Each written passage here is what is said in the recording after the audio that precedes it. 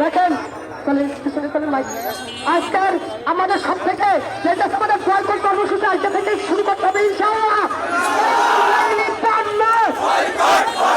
ভারতীয় পণ্য, ইসরায়েলি পণ্য, ভারতীয় পণ্য।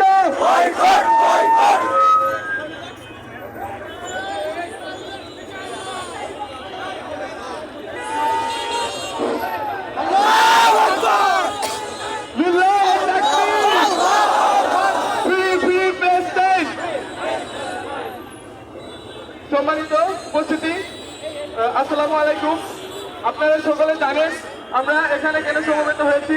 আজকে আমাদের যে 2-3 ছোট ভাই বোন, বয়স্ক বৃদ্ধ সকলে যে হত্যাযজ্ঞ চালানো হয়েছে তার প্রতিবাদে ঝিনাইদহ ছাত্র, শিক্ষক, সাধারণ জনতা প্রত্যেকে তাদের বিক্ষোভ সমাবেশের জন্য এখানে সমবেত হয়েছে। তো এখানে আমি